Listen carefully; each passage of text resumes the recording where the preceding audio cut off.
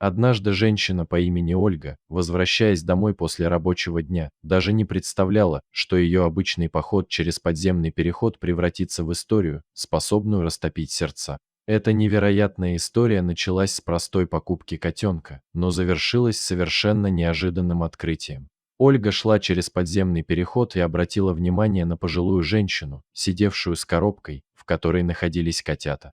Маленькие пушистые комочки выглядели такими милыми и беззащитными, что Ольга не могла пройти мимо. Ей пришла в голову мысль, а почему бы не завести котенка? Она решила, что сможет дать одному из этих малышей теплый дом и заботу. Когда она подошла к старушке, та сказала, что котят можно забрать за символическую сумму, всего 100 рублей. Ольга выбрала рыжего котенка, крошечного мальчика, который, как показалось женщине, сразу потянулся к ней. По словам старушки, котятам был всего месяц. Она завернула малыша в платок, заплатила деньги и отправилась домой.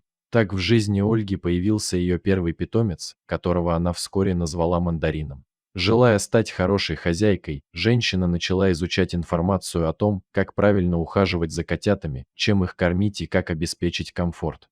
Для Мандарина она купила большую мягкую лежанку на вырост, много игрушек и уделяла ему все свое свободное время. Котенок быстро освоился в новом доме, привязался к хозяйке и радовал ее своими шалостями. Вскоре Ольга рассказала своей соседке, которая была ветеринаром, что у нее появился питомец. Соседка пообещала зайти и посмотреть на него. Когда ветеринар пришла в гости, она была поражена. Она сразу заметила, что Мандарин– это мейн-кун, редкая и дорогая порода. Удивлению Ольги не было предела. Она призналась, что купила котенка всего за 100 рублей в переходе. Соседка объяснила, что такие коты обычно стоят от 10 до 20 тысяч рублей, а иногда и больше. Женщины долго размышляли, как породистый котенок мог оказаться у старушки и почему он продавался так дешево. Ответ нашелся неожиданно. Ольга выяснила, что пожилая женщина живет неподалеку. Ее сын профессионально занимался разведением мейн-кунов, но недавно он скончался.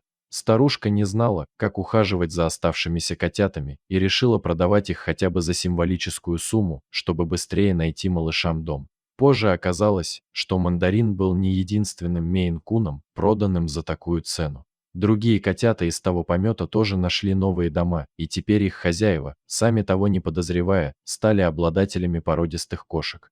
История не закончилась на этом. Ольга стала навещать бабушку, которая подарила ей Мандарина. Она привозила ей продукты, помогала с бытовыми делами, а иногда просто приходила на чай, чтобы поддержать одинокую женщину. Так их связал не только котенок, но и человеческая доброта. Эта история напоминает нам о том, что иногда доброе сердце и спонтанное решение могут привести к совершенно удивительным последствиям. И, возможно, за случайной покупкой в переходе скрывается целый мир, полный радости и новых знакомств.